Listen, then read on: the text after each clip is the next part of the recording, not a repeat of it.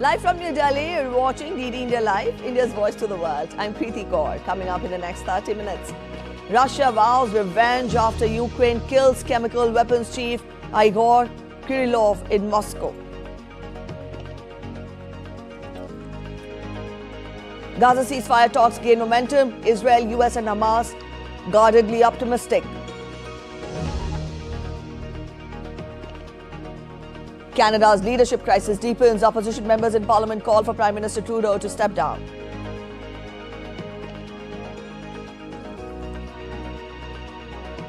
India's National Security Advisor Ajit Doval and his Chinese counterpart to hold special representatives meeting on border issues in Beijing.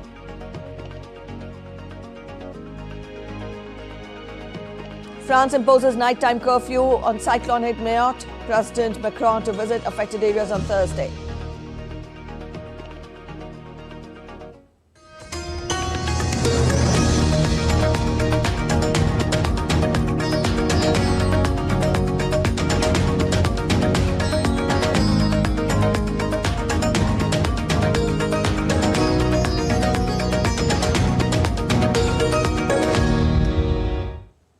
In a major escalation, the head of Russian Army's Chemical Weapons Division was killed on Tuesday in a brazen Moscow attack claimed by Kyiv. According to the Russian officials, Lieutenant General Igor Kirillov, who was chief of Russia's nuclear, biological and chemical protection troops, was killed along with an assistant when an explosive device attached to a scooter went off outside an apartment building in southeastern Moscow. A source in Ukraine's SBU security service said that it was behind the explosion in what it called a special operation. Russian Foreign Ministry spokeswoman accused Ukraine's allies of approving war crimes by remaining silent on the killing or expressing support for such attacks. The attack took place a day after President Vladimir Putin boasted of Russian troop successes in Ukraine.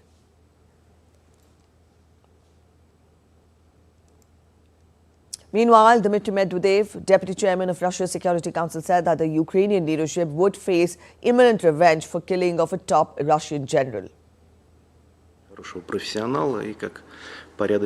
Everyone understands what happened and what needs to be done. Despite the fact that the investigation has just begun, our enemies have already rushed to publish information about their involvement. In any case, the investigators must find the killers in Russia. And we must do everything to destroy the patrons who are in Kiev. These patrons are also known. This is the military political leadership of Ukraine. In any case, this is a very sad incident. The United States strongly denied having any role in the assassination of a senior Russian general and his aide in Moscow on Tuesday. State Department spokesman Matthew Miller said that the United States was not aware of it in advance and was not involved. I don't have an assessment. It's not something that we were involved in. Obviously, he was a general who was involved in a number of atrocities. He was involved in the use of chemical weapons against Ukrainian military. Britain's Prime Minister Keir Starmer visited British NATO troops as part of a scheduled visit at the Joint Expeditionary Force Summit in Estonia on Tuesday. Prime Minister Starmer met with the soldiers aboard the HMS Iron Duke in Tallinn after holding bilateral talks with Finland's President Alexander Stubb, Denmark's Prime Minister Mette Frederiksen and also Sweden's Prime Minister Ulf Kristersson. The Joint Expeditionary Force is a UK-led partnership involving the NATO states of the Netherlands, Nordic and Baltic regions.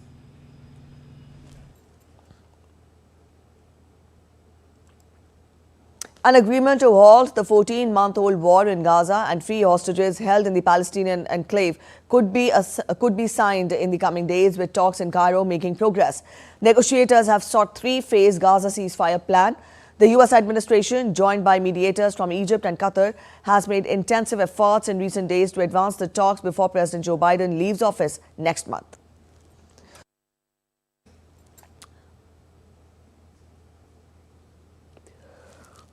Meanwhile, the United States expressed cautious optimism on the prospects of reaching a ceasefire in Gaza, although it acknowledged that similar hopes were dashed before.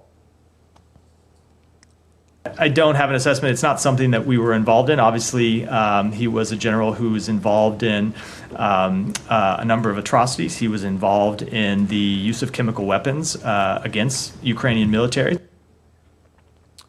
Israel airstrikes in two parts of northern Gaza Strip happened on Tuesday, with Israel's military claiming it had taken out a Hamas weapons storage facility. Further north, in the town of Beit Lahia, which has been under Israeli siege under early October, has 15 people believed to be dead or missing under the rubble of a house hit by an airstrike around dawn.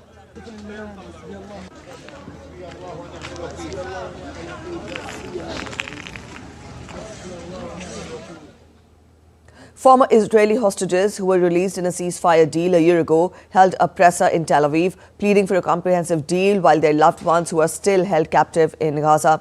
Speaking from their experience of spending about 50 days in captivity, the former hostages said that they feared for those still in Gaza. 100 hostages, men, women, children, are still being held in the depths of hell. My partner, my friends, and countless innocent lives are wasting away while the world stands silent. This is your chance, the chance to change history. Step in, end this war, bring the hostage home. No words, no promise, only action. Bring them back, all of them, now. The head of a US-based Syrian advocacy organization on Monday said that a mass grave outside of Damascus contained the bodies of at least 100,000 people killed by the former government. An international war crimes prosecutor said on Tuesday that evidence emerging from these mass grave sites in Syria has exposed a state-run machinery of death under toppled leader Bashar al-Assad. The prosecutor estimated that more than 100,000 people were tortured and murdered since 2013. Hundreds of thousands of Syrians are estimated to have been killed since 2011, when Assad's crackdown on protests against his rule grew into a full-scale civil war. Assad and his father Hafez, who preceded him as president and died in 2000, are accused by the Syrian rights groups and also other governments of widespread extrajudicial killings, including mass executions within the country's prison system. Assad repeatedly denied that his government committed human rights violations and painted his detractors as extremists. The United States is engaged with several UN bodies to ensure that the Syrian people get answers to mass graves, detention sites and torture sites in Syria. At a regular news briefing on Tuesday, State Department spokesperson Matthew Miller called for answers for the families of those who disappeared and were tortured and killed in Syria. Miller also sought accountability for those behind these actions. Also, Miller said that the administration of President Joe Biden was engaged with the Independent Institution on Missing Persons in Syria, among other UN bodies.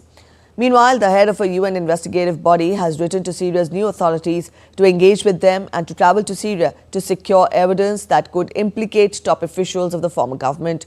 The UN body was set up in 2016 to probe and help prosecute the most serious crimes committed in Syria since 2011. It has already collected 283 terabytes of data and is cooperating with national prosecutors, including teams in Belgium, France and the United States on Syria investigation.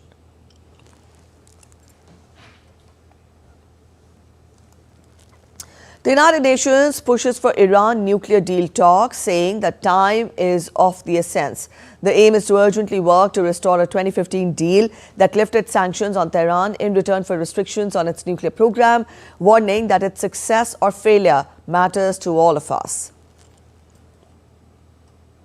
Time is of the essence. While the onus is on JCPOA participants and the U.S., their success or failure matters to all of us. The region cannot afford further instability. There must be genuine commitment to dialogue and diplomacy. A large number of mysterious drones have been reported flying over New Jersey and across the northeastern U.S., sparking speculation and concern over where they came from and why. The FBI, Homeland Security, State Police and other agencies are investigating. Reacting to this sighting, Pentagon Press Secretary said that military installations could receive enhanced capabilities to detect, identify and track the drones. He added that many of the reported drone sightings appear to be of commercial, hobby and law enforcement drones, as well as aircraft or stars.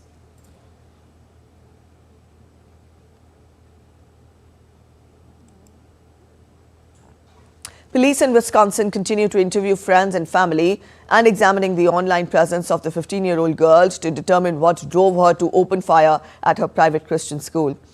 Madison Police Chief said identifying a motive is their top priority, but at this time it appears that the motive was a combination of factors. He did not provide more details, saying he did not want to jeopardize the investigation.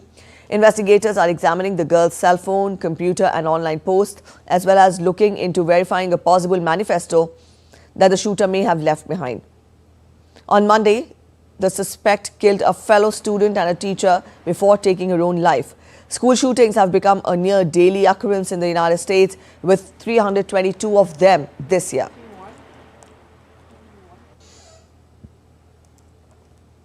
Canadian Liberal Prime Minister Justin Trudeau's problems are not going to die down. While he is facing tremendous pressure from US President-elect Donald Trump to tighten the border and from inside the party after his Finance Minister Chrystia Freeland resigned, now opposition is asking for his resignation from the post. Tuesday was again a bad day for Canadian Prime Minister Justin Trudeau, as Parliament was abuzz with accusations from the opposition members with a renewed vigour. The Canadian opposition of all shades pinned down on him for his government's failure on all fronts and asked for his resignation. While Trudeau is working hard to save his government, the opposition's demand is giving fillip to detractors in his own party. The Prime Minister has lost the confidence of Canadians, lost the confidence of many of his MPs, and yesterday he lost the confidence of his Finance Minister. And no wonder, because after 9 years, this Prime Minister has broken everything. He's broken our borders, broken immigration, broken housing, and broken the budget. So, when will the Prime Minister just stop? Stop breaking things, acknowledge that he doesn't have a mandate to continue to govern, and call a carbon tax election. Mess. Yesterday was a gong show at the bottom of a dumpster fire, wrapped up in a cluster. The finance minister resigns, the prime minister hides all day and then has to beg his MPs not to fire him. But the worst news, buried underneath it all, was a devastating gut punch to Canadian taxpayers. A $62 billion deficit smashing through the already insane $40 billion guardrail. Canada is a serious G7 NATO partner staring down the threat of 25% tariffs. We deserve a strong leader with a new mandate. Why not let Canadians decide by calling a carbon tax election? In Mayotte, authorities struggled to stop hunger, disease and lawlessness from spreading in the French overseas territory after the weekend's devastating cyclone.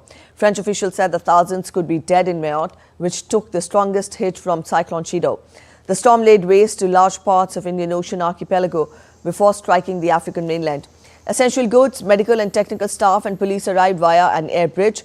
With many parts of Mayotte still inaccessible and some victims buried before their deaths could be officially counted, it may take days to discover the full extent of the destruction.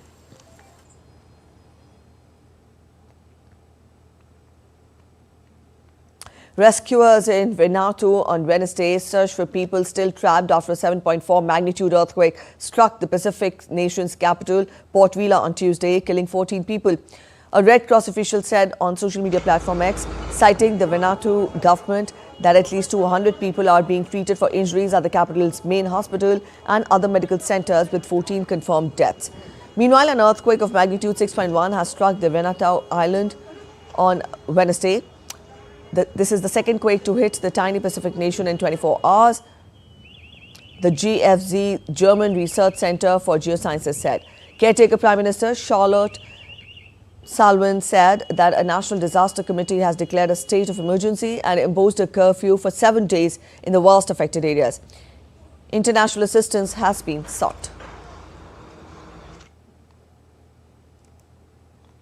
Thousands of visitors flocked to Bhaktapur Mahotsav or Bhaktapur Festival in Nepal to experience unique and historic art, culture, festival and way of life. The 5-day-long festival showcases local heritage to the tourists as they can savor the taste of delicacies like yumari, jujudao, bara and traditional Newari khaja. The Newari women were seen weaving haku patasi on looms, which is a traditional new Neva sari consisting of black woolen or cotton sari with a striking red border. Various exhibitions of traditional sculptures in bronze, stone and wood were also on display.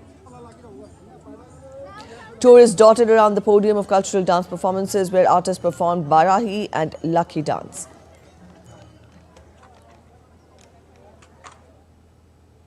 You're watching DD India Live. We're heading for a short break. But after the break, symbolic of India's growing stature in indigenous shipbuilding, Indian naval ship Nirdeshak to be commissioned today at the naval dockyard in Visakhapatnam. Brazil and Real Madrid forward Vinicius Jr. was named FIFA Men's Player of the Year in a glittering ceremony in Doha.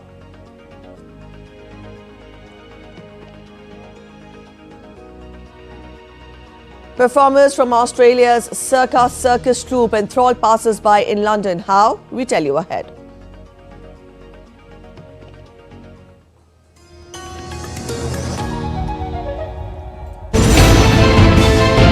Geopolitics and trade deals. Economic challenges amid development. Hard work and the path to prosperity. It's the economy always. Between walkers, money is what money does and says. Supply creates its own demand. Between the bulls pulls and bears tears. When supply chains globalization and India rises to the podium. We'll get you centered with the economic brief at 8 p.m. every Thursday on DD India.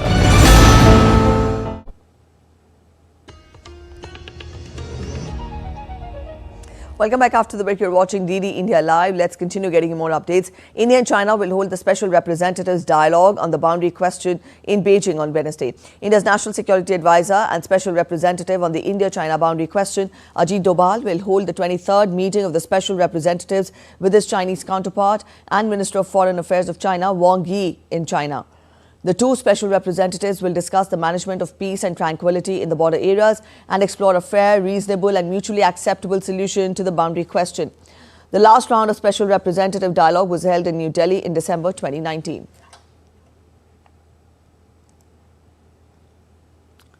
Indian naval ship Nirdeshak, a voyage of innovation and self-reliance, will be commissioned today at the naval dockyard in Visakhapatnam. The second survey vessel large is part of the 4-ship project and a testament to India's growing stature in indigenous shipbuilding. INS Nirdeshak represents a synthesis of engineering precision and operational versatility. The 3,400-ton vessel, spanning 110 meters with a beam of 16 meters, has been purpose-built for hydrographic surveys. Powered by 2 diesel engines, the ship can achieve speeds exceeding 18 knots, enabling efficient survey operations across India's vast coastline and deep-sea territories. Built with 80% indigenous content, it underscores India's ambition for technological self-sufficiency.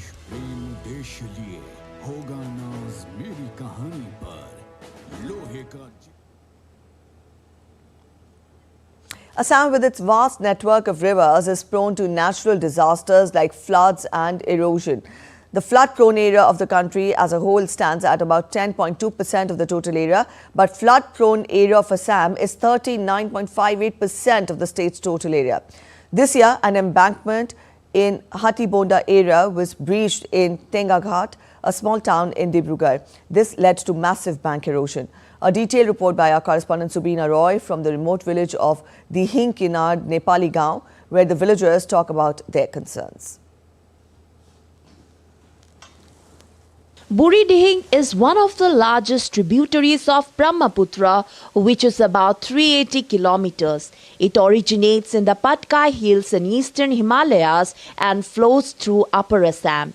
Tengaghat is one of the small towns in Dibrugarh district through which flows Buri Dihing. The Buri Dihing meanders across the valleys of Tengaghat and nourishes its soil, which yields good paddy cultivation as well as various types of crops. Vegetables produced in the villages of Tengaghat find good markets in places like Dibrugarh, Duliajan and Tinsukia. However, now due to the onslaught of erosion, villagers are losing their fertile land at a rapid pace, which has now become a major concern for them. Facing such dire consequences resulting from river erosion, the villagers have formed a local committee called Tengaghat Hatibonda Flood and Erosion Resistance and Embankment Protection Committee and are taking up some anti-erosion measures by themselves. Some of the measures have been taken by the Water Resources Department. They are in the pipeline and some projects are being prepared with assistance from like World Bank. And also there is a major proposal to create several embankments across the Buridihing River, right from Margherita till Khuang area, through funding from Asian Development Bank. These are some of the mega projects which are in the pipeline. But the villagers here of the concern that they have only just 2 months time now, that we are in mid-December now, only January and February is left. From March onwards it starts raining here. So they want these measures to be implemented in a time-bound manner and at the earliest. Accordingly, villagers have started putting up bamboo porcupines in a bid to arrest the problem of erosion. According to the villagers, their efforts are showing some encouraging results. Senior citizens and villagers are now urging the government to expedite the process of implementation of anti-erosion schemes so that the villagers in the area get permanent protection from the problem of massive erosion before the rainy season finally begins. So as you can see that 40% of the area of Assam is a flood prone area, and the villages out here near the Buridihing river in Tengaghat area, they want that this is the dry season and it's just 2 months, the flood season is just 2 months away. So before the flood season arrives, the villagers want that proper actions be taken, anti-erosion measures, so that the village, this agrarian, this fertile village can be saved. We DDK Dibrugarh team, Subina Roy, DD India. And now we take a look at other stories making it to the headlines from across India. The India-Nepal Startup Summit 2024 commenced in Kathmandu on Tuesday, bringing together entrepreneurs, investors and policymakers to foster collaboration and innovation between the two nations. This summit aims to create a platform for startups to network, pitch their ideas and explore opportunities for growth and investment. The summit was organized with the aim of bridging the gap between local startups and international investors, attracting significant investment into Nepal's burgeoning startup scene.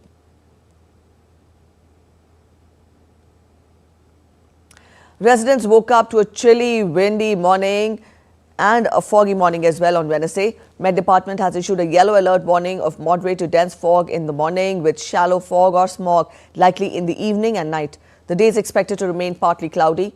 Meanwhile, the Graded Response Action Plan or GRAP Stage 4 measures are in effect across the NCR since December 16th to combat air pollution. BSF has launched vocational training program in Rajouri district of Jammu and Kashmir to empower local youth. The aim is to empower and help provide economic support to the families.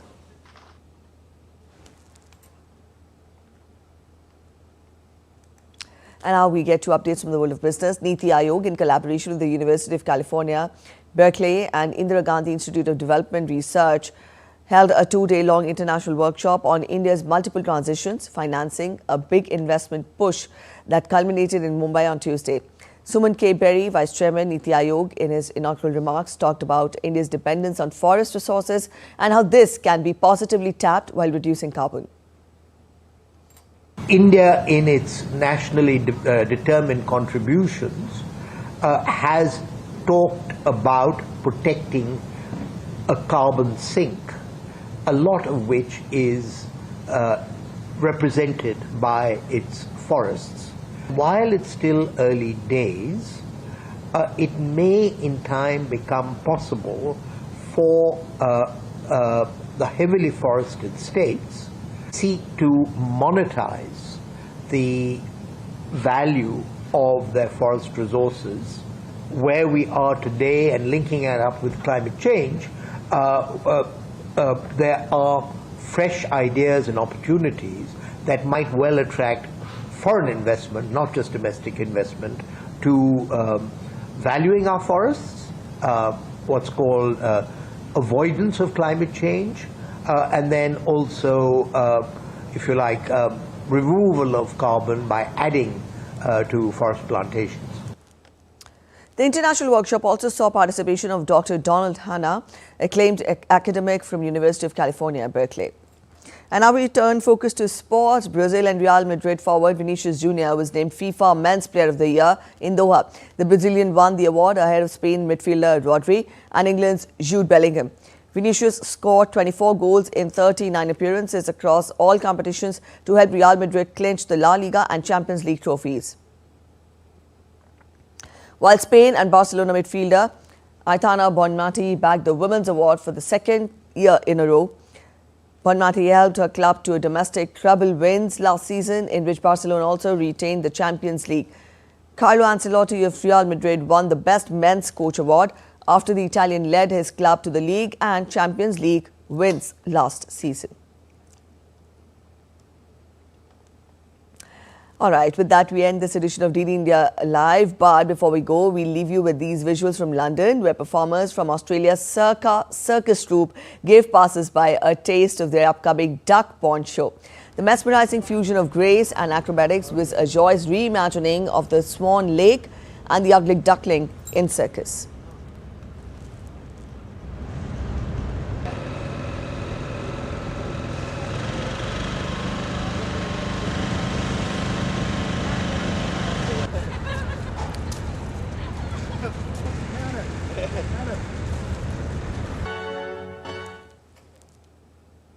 India's public broadcaster Prasar Bharati has recently launched Waves, entering the field of OTT platform.